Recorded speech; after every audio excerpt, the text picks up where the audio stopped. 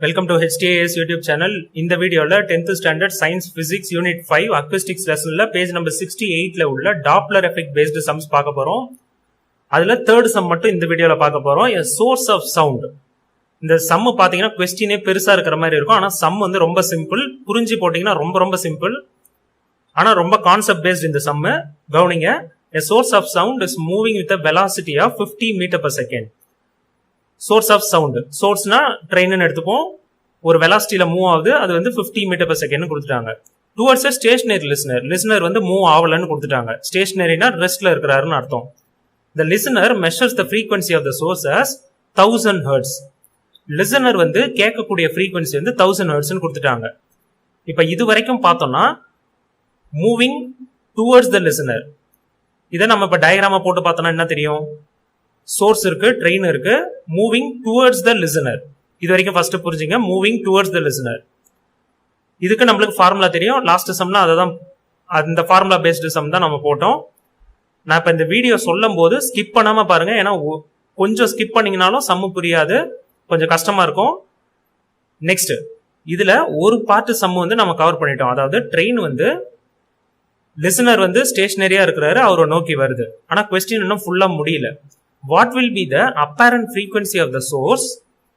when it is moving away from the listener after crossing him இந்த train வந்து அவரை cross பண்ணி போயிடுச்சு அவரை கிராஸ் பண்ணதுக்கு அப்புறம் அந்த லிசனர் வந்து ஸ்டேஷனரியா தான் இருக்கிறாரு அவரை கிராஸ் பண்ணதுக்கு அப்புறம் மூவிங் அவே ஃப்ரம் ஹிம் அப்ப ரெண்டு விதமான ஃபார்முலாவை ஒரே சம்ல யூஸ் பண்ணணும் first moving towards formula use பண்ணணும் அப்புறம் moving away from formula use பண்ணணும் நம்மள கடைசியா ஃபைனலா என்ன கேக்குறாங்கன்னா apparent frequency of the source அப்ப என்ன கேக்குறாங்கன்னா இந்த லிசனர் இந்த ட்ரெயின் வந்து அவரை விட்டு விலகுது இல்ல அவரை விட்டு மூவிங் அவே அந்த சிச்சுவேஷன்ல இந்த லிசனர் வந்து இந்த ட்ரெயினுடைய சவுண்ட கேட்பாரா அந்த சவுண்டுடைய அப்பேரண்ட் ஃப்ரீக்வன்சி கேட்டிருக்காங்க அப்பேரண்ட் ஃப்ரீக்வன்சினா நம்ம ஏற்கனவே பார்த்துட்டோம் அந்த லிசனர் கேட்கிற ஃப்ரீக்வன்சி எப்பன்னா மூவிங் அவே ஃப்ரம் தான் கேட்டிருக்காங்க மூவிங் டுவர்ட்ஸ் அப்ப கேட்கல ஏன்னா அதை கொடுத்துட்டாங்க listener measures the frequency of source as 1000 hertz moving towards கேஸ்ல நான் பிரிச்சிருக்கேன் பாருங்க இது வரைக்கும் மூவிங் டுவர்ட்ஸ் நெக்ஸ்ட் ரிமைனிங் வந்து மூவிங் அவே ஃப்ரம்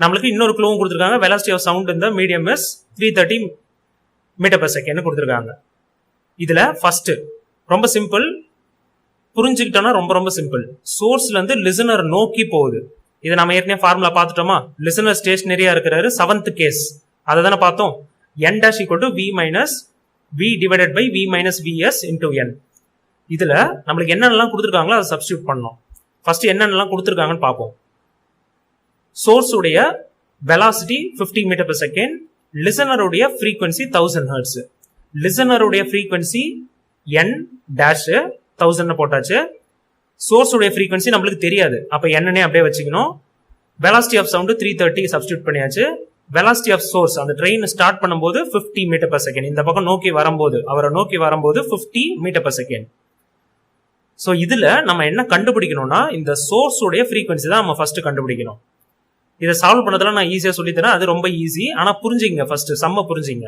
இப்போ இதுல இருந்து நம்மளுக்கு என்ன கிடைக்கும் ஃபர்ஸ்ட் ஸ்டெப்ல இருந்து அதாவது ஃபர்ஸ்ட் சோர்ஸ்ல இருந்து லிசனர் நோக்கி போகும்போது சோர்ஸ் உடைய ஃப்ரீக்வன்சி நம்மளுக்கு கிடைக்கும் இப்போ சோர்ஸ் உடைய ஃப்ரீக்வன்சி நம்மளுக்கு கிடைச்சிருச்சுன்னு வச்சுப்போம் இதை நான் சால்வ் பண்ணி காமிக்கிறேன் கிடைச்சிருச்சுன்னு வச்சுப்போம் actual frequency of the sound வந்து அந்த சோர்ஸ் உடைய சவுண்ட் வந்து 848.48 இதுதான் இங்க எழுதியிருக்காங்க when the source is moving away from the stationary listener the expression for the apparent frequency is அந்த டேபிள்ல பார்த்தோம்னா கேஸ் 8 இந்த டேபிள்ல கேஸ் 8 பாத்தீங்கன்னா லிசனர் ரெஸ்ட்ல தான் இருக்கிறாரு ஆனா சோர்ஸ் வந்து moves away from the listener போன கேஸ் பார்த்தோம்னா மூவ்ஸ் டுவர்ட்ஸ் த லிசனர் அப்ப அந்த ஃபார்முலால செகண்ட் கேஸ்க்கு அதாவது செகண்ட் செட்டுக்கு நம்ம அந்த சம்ல வேற ஃபார்முலா யூஸ் பண்ணோம் n dash equal to v divided by v plus vs into n ஏன்னா சோர்ஸ் வந்து மூவிங் அவே ஃப்ரம் லிசனர் இங்க நல்லா புரிஞ்சுங்க லிசனர் ஸ்டேஷனரியா இருக்கிறாரு லிசனரை நோக்கி வர்றது ஃபர்ஸ்ட் அந்த கொஸ்டின்ல ஃபர்ஸ்ட் பார்ட் செகண்ட் பார்ட் பார்த்தோம்னா moving away from the listener லிசனரை விட்டு எட்ட போகுது அந்த ட்ரெயின் வந்து எட்ட போகுது நம்ம ஒரே டயகிராமா வரையும் போது இந்த டைரக்ஷன் தான் வரும் ஆனா இதுல பாருங்க லிசனரை விட்டு எட்ட நோக்கி தான் போகுது சோ அப்படிதான் புரிஞ்சுக்கணும் புரிஞ்சு படிங்க சோர்ஸ் லிசனரை நோக்கி வருது ஃபர்ஸ்ட் பார்ட் சம் லிசனரை விட்டு எட்ட போகுது செகண்ட் பார்ட் சம் லிசனரை விட்டு எட்ட போகுதுன்னா v divided by v plus vs formula வந்துரும் இதுல நம்மளுக்கு இப்ப தெரிஞ்சதெல்லாம் சப்ஸ்டியூட் பண்ணணும். v வந்து 313 தெரியும். இப்ப சோர்ஸ் உடைய வெலாசிட்டி வந்து நம்மளுக்கு ஏற்கனவே கொடுத்திருந்தாங்க 50 மீட்டர் per செகண்ட். நம்ம ஃபர்ஸ்ட் பார்ட் சம்ல என்ன கண்டுபிடிச்சோம், அந்த சோர்ஸ் உடைய ட்ரெயின் உடைய சவுண்ட், அந்த சவுண்ட் உடைய frequency 848.48 கண்டுபிடிச்சோமா, அதை சப்ஸ்டியூட் பண்ணிட்டோம். இப்ப இதை சால்வ் பண்ணி நம்ம ஆன்சர் கண்டுபிடிச்சோம்னா நம்மளுக்கு என்ன கிடைக்கும்னா அப்பேரண்ட் frequency ஆஃப் த லிசனருக்கு எப்ப எந்த சிச்சுவேஷன்ல கிடைக்குதுன்னா, லிசனரை விட்டு ட்ரெயின் எட்ட போகும்போது ஒரு சவுண்ட் கேட்குமா லிசனருக்கு, அந்த சவுண்டுடைய frequency தான் நம்மளுக்கு ஃபைனல் ஆன்சர். அதுதான் நம்மளுக்கு கேட்டிருக்காங்க. இப்ப கொஸ்டினை பாத்தீங்கன்னா உங்களுக்கு புரியும் பாருங்க. What will be the apparent frequency of the சோர்ஸ்ல இருந்து வர frequency-ய லிசனர் கேட்கறதுக்கு பேர் தான் அப்பேரண்ட் frequency. இந்த சென்டென்ஸ்லாம் புரிஞ்சா மட்டும் தான் சம்மு போட முடியும். அப்பேரண்ட் frequency, லிசனர் கேட்கறது தான் அப்பேரண்ட் frequency, அந்த சோர்ஸ்ல இருந்து வருது. எப்பன்னா மூவிங் அவே ஃப்ரம். ஸோ ஃபைனலா நம்ம கண்டுபிடிச்சு முடிச்சாச்சு. இப்ப இந்த ரெண்டு ஸ்டெப்புக்கும் நான் இப்ப எக்ஸ்பிளைன் பண்றேன் எப்படி இந்த ஆன்சர் 848.48 வருது, அதுக்கு அடுத்தது 736.84 எப்படி வந்துன்னு பார்ப்போம். தேர்ட் சம்ல பார்ட் 1. இந்த சம் வந்து கால்குலேஷன் கொஞ்சம் அதிகம், அதனால கொஞ்சம் கவனமா பாருங்க. இந்த ஸ்டெப் அப்படியே உங்க புக்ல இருக்கிறது தான். 1000 ஈக்குவல் டு 330 டிவைடட் பை இதை மைனஸ் பண்ணா 280 வரும் இன்டூ n. ஃபர்ஸ்ட் பார்ட் சம்ல நம்ம என்ன கண்டுபிடிக்கிறோம், சோர்ஸ் உடைய frequency தான் கண்டுபிடிக்கிறோம், அந்த ட்ரெயினுடைய frequency. இப்ப தெரியாதது வந்து ஒரு சைட்ல வச்சுக்கணும், என்னன்றதை அப்படியே வச்சுக்கிறோம். 280 இங்க டிவைட்ல இருக்கு, லெஃப்ட் ஹேண்ட் சைட் போனா மல்டிப்ளை ஆயிடும். 330 மல்டிப்ளைல இருக்கு, லெஃப்ட் ஹேண்ட் சைடு வந்து டிவைட் ஆயிடும். இதை இப்ப சைடை மட்டும் நம்ம சேஞ்ச் பண்ணிக்கிறோம், ஏன்னா தெரியாததை வந்து லெஃப்ட் ஹேண்ட் சைடு வச்சுக்கணும், சைடை மட்டும் சேஞ்ச் பண்ணிக்கிறோம். இங்க சைன்லாம் எதுவும் மாத்த தேவையில்லை. இப்ப இதை சிம்பிளிஃபை பண்ணலாம். 0 கேன்சல் பண்ணலாம். இங்க 1000 இருக்கு, இங்க 28 இருக்கு, இங்க 33 இருக்கு. எதுவும் சிம்பிளிஃபை பண்ற மாதிரி இல்ல, அதனால 1000 இன்டூ 28/33 வச்சுக்கிறோம். இப்ப இந்த 28/33 மட்டும் டிவைட் பண்ணிட்டு, இங்க டிவைட் பண்ணி நான் உங்களுக்கு காமிச்சிருக்கேன். இங்க 33 டேபிள்ல தான் நம்ம டிவைட் பண்ணி ஆகணும், அதனால 33 டேபிள்ல நான் அப்படியே எழுதிட்டேன். மல்டிப்ளை பண்ணி அப்படியே தேவையானதை எழுதிக்க வேண்டியதான்.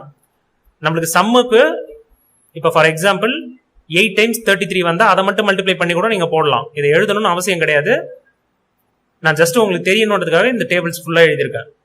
நம்ம அப்படியே சிம்பிளா மல்டிப்ளை பண்ணி எழுதலாம். ஒன்னும் இல்ல, 1 into 33 = 33 எழுதிருங்க.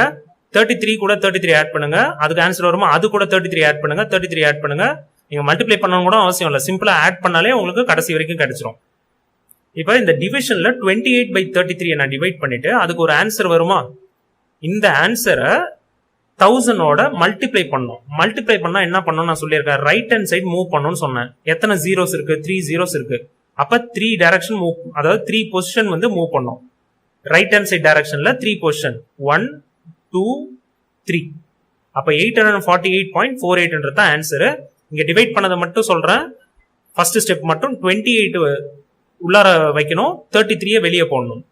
இதை டிவைட் பண்ணீங்கன்னா ஃபர்ஸ்ட் எடுத்தோடனே டிவைட் பண்ண முடியாது, ஏன்னா வந்து 28 வந்து 33 விட கம்மி. அப்ப 0 ஆட் பண்ணணும். 0 நம்ம ஆட் பண்ணோம்னா 0 பாயிண்ட்னு வைக்கணும். 280 எங்க வருதுன்னு பார்க்கணும். இந்த டேபிள்ஸ்ல 280 எது கிட்ட வருது, 264க்கும் 297க்கும் நடுவுல வருது. அப்ப 8 டைம்ஸ் வரும். எது கம்மியா இருக்கோ அதான் எடுத்துக்கணும். 8 டைம்ஸ் 8 into 33 264 போட்டிருக்கோம் பாருங்க. அப்புறம் இதை சப்ட்ராக்ட் பண்ணணும். சப்ட்ராக்ட் பண்ணிட்டு 16 வரும். 16 33 விட கம்மி, இன்னொரு 0 ஆட் பண்ணிக்கணும். இப்ப நம்ம ஒரு 0 ஆட் பண்ணியாச்சு ஏற்கனவே, அதுக்கு நம்ம பாயிண்ட் வச்சாச்சு. அதுக்கப்புறம் ஆட் பண்ற 0க்கு பாயிண்ட் வைக்க தேவையில்ல, புரிஞ்சிருக்கும்னு நினைக்கிறேன். அதுக்கப்புறம் 160 எது கிட்ட வருதுன்னு பார்க்கணும். 4 டைம்ஸ் வருது. 160 வந்து 132க்கும் 165க்கும் நடுவில் வருது. இது மாதிரி கண்டினியூ ஆகிட்டே போகும். இதெல்லாம் உங்களுக்கு பார்த்தா புரியும்னு நினைக்கிறேன். டவுட் இருக்கிறவங்க இதை பார்த்துக்குங்க, அதுக்கு தான் நான் உங்களுக்கு இதை கொடுத்துருக்கேன். இப்போ ஆன்சர் வந்து மல்டிப்ளை பண்ணி கடைசியா 1000ஓட மல்டிப்ளை பண்ணா 848.48 வரும். நெக்ஸ்ட் ஸ்டெப், அதாவது பார்ட் 2, தேர்ட் சம்ல பார்ட் 2 இந்த ஸ்டெப் தான் இருக்கும் உங்களுக்கு. 330 டிவைடட் பை இது ரெண்டுத்தையும் ஆட் பண்ணோம்னா 380, 330 நியூமரேட்டர், 380 டினாமினேட்டர் இன்டூ இதுக்கு ஆன்சர் வந்ததுல அதை எடுத்து யூஸ் பண்றோம் 848.48. இதை நம்ம என்ன பண்ண போறோம், 0 கேன்சல் பண்றோம். 38 2 டேபிள்ல கேன்சல் பண்ணா 19 2s are 38. இதை வேணா இதெல்லாம் உங்களுக்கு தெரியும்னு நினைக்கிறேன். 19 2s are 38. இதை 2 டேபிள்ல கேன்சல் பண்ணா 424.24. 4 2s are 8, 2 2s are 4, 4 2s are 8, 2 2s are 4, 4 2s are 8. அவ்வளவுதான், ரொம்ப சிம்பிள். இப்போ நம்மளுக்கு ரிமைனிங் என்ன இருக்குன்னு பார்க்கணும். இங்க 33 இருக்கு, 424.24 இருக்கு, கீழே வந்து 19 இருக்கு. 33/19 நீங்க டிவைட் பண்ணிட்டு அப்புறமும் மல்டிப்ளை பண்ணலாம். அது ரொம்ப கஷ்டமா இருக்கும், இன்னும் கொஞ்சம் கஷ்டமா இருக்கும். அதனால நான் சிம்பிளா என்ன பண்றேன்னா 33யும் 424.24 மல்டிப்ளை பண்றேன். ஃபர்ஸ்ட் நம்ம எப்பயுமே சொல்லியிருக்கேன், மல்டிப்ளை பண்ணும்போது பாயிண்ட் வைக்காதீங்க, மல்டிப்ளை பண்ணி முடிச்சுட்டு வர்ற ஆன்சர்ல பாயிண்ட் வைங்க. இதை இப்ப சிம்பிளா மல்டிப்ளை பண்ணா ஃபர்ஸ்ட் 3ன்ற நம்பரை மட்டும் எடுத்துங்க, இது எல்லாத்தையும் மல்டிப்ளை பண்ணுங்க. நெக்ஸ்ட் ஸ்டெப் பாத்தீங்கன்னா 3ஆல தான் திரும்பவும் மல்டிப்ளை பண்ணோம், அப்படியே எடுத்து அதே ஆன்சரை இன்னொரு ஸ்டெப் எழுதிக்கலாம். ரெண்டே ஸ்டெப்ல முடிஞ்சிடும். இல்லைனா நீங்க வந்து 4 into 3 4 into 3 2 into 3 2 into 3 இது மாதிரியும் போடலாம். அது இன்னும் ஸ்டெப் கூட வரும். யாருக்கு எது ஈஸியா இருக்கோ அது மாதிரி போடுங்க. நான் சிம்பிளான மெத்தட் நான் சொல்றேன். 3ஆல 3 4s are 12 மல்டிப்ளை பண்ணா 3 4s are 12 2 1 remaining 3 2s are 6 6 கூட 1 7 3 4s are 12 again 1 remaining 3 2s are 6 7 3 4s are 12. So last நம்பர்ன்றதுனால அப்படியே எழுதிக்கிறோம். 3ஆல மல்டிப்ளை பண்ணதுனால அகைன் 3ஆல மல்டிப்ளை பண்ணா அதே நம்பர் தான் வரும், ஒரு பொசிஷன் தள்ளி எழுதணும். அதுக்கப்புறம் ஆட் பண்ணோம்னா இந்த ஆன்சர் வரும். 2 பாயிண்ட் முன்னாடி தள்ளணும். அப்ப 2 பாயிண்ட் முன்னாடி தள்ளணும்னா 13 3 9.92. இப்ப இங்க பாயிண்ட் வச்சு இந்த நம்பர் நம்மளுக்கு கிடைச்சிருக்கா, இதை நம்ம ரவுண்ட் ஆஃப் பண்ணிக்கலாம். ரவுண்ட் ஆஃப் பண்ணா இந்த சம் இன்னும் ஈஸியா போட்டுடலாம். 13,999 இருக்கு, 0.9 இருக்கு. இப்ப இந்த 9 வந்து 5 விட பெரிய நம்பர். அப்ப என்ன பண்ணணும்னா இந்த 9 கூட 1 ஆட் பண்ணும். அதாவது இந்த பொசிஷன்ல இருக்க எந்த நம்பரா இருந்தாலும் அது கூட 1 ஆட் பண்ணும். இதை நான் இங்க ஆட் பண்ணி உங்களுக்கு காமிச்சிருக்கேன் பாருங்க. 13,999 அது கூட 1 ஆட் பண்ணோம்னா 14,000. இதெல்லாம் உங்களுக்கு தெரியும்னு நினைக்கிறேன். 14,000. இப்ப நம்மளுக்கு நியூமரேட்டர் 14,000 வந்துருச்சு, டினாமினேட்டர் 19 வந்துருச்சு. இதை சிம்பிளா நம்ம டிவைட் பண்ணா நம்மளுக்கு இந்த ஆன்சர் கிடைக்கும். உங்களுக்கு நான் அதை டிவைட் பண்ணியும் காமிச்சிருக்கேன். 14,000 டிவைடட் பை 19 இருக்கா, அப்படியே எடுத்து டிவைட் பண்ணாதீங்க. 1000 முத பிரிச்சுப்போம். 14,000 14 into 1000 போடலாமா? அப்ப 14 டிவைடட் பை 19 முத டிவைட் பண்ணி இது மாதிரி சால்வ் பண்ணி பார்த்துட்டு வர ஆன்சரை 1000 கூட நம்ம மல்டிப்ளை பண்ணோம்ல அதே மாதிரி பண்ணிக்கலாம். இப்ப இங்க டிவைட் பண்றது மட்டும் நான் சொல்றேன். 14 19 விட கம்மி, அப்ப 0 சேர்த்துக்கணும். அதுக்கு அடுத்தது டேபிள்ஸ் 19 டேபிள். இங்க என்ன இருக்கோ அந்த டேபிள் தான் எழுதி பார்க்கணும். 90 டேபிள்ல நான் உங்களுக்கு எழுதி வச்சிருக்கேன், வேணும்னா எழுதிங்க. லைட்டா எழுதியிருக்கேன் பாருங்க. 19 38 57 76 95 114 133 152 171 190. இதை எழுதி தேவைப்படுறவங்க எழுதி வச்சுக்கலாம். இதை டிவைட் பண்ணி யாருக்காவது தப்பா வருதுனாலும் இதுல செக் பண்ணிக்கலாம். அதுக்கு தான் நான் இதெல்லாம் போட்டு வச்சிருக்கேன் உங்களுக்காக. இப்போ கடைசியா நம்மளுக்கு ஃப்ரீக்வன்சி இது கிடைக்குது. புக் ஆன்சரை இப்போ செக் பண்ணிக்கோங்க. புக் ஆன்சர் கடைசியா இதுதான் வருது. அதுக்கு முன்னாடி ஸ்டெப் 848.48. இதே நம்ம சால்வ் பண்ணி பார்த்தாச்சு. இப்போ இந்த சம் முடிஞ்சிச்சு, புரிஞ்சிருக்கும்னு நினைக்கிறேன். கான்செப்ட் அதிகமான உள்ள சம்மு, ஆனா ஈஸியா புரிஞ்சுக்கிட்டீங்கன்னா ஈஸியா போட்டுடலாம். இதோட இந்த வீடியோ முடிஞ்சிருச்சு. உங்களுக்கு வேற ஏதாவது டவுட் நான் கமெண்ட்ல போடுங்க. இந்த வீடியோ பிடிச்சி மறக்காம லைக் பண்ணுங்க. உங்க ஃப்ரெண்ட்ஸ் ரிலேட்டிவ்ஸ் கூட இந்த வீடியோவை ஷேர் பண்ணிக்கோங்க. தேங்க்யூ.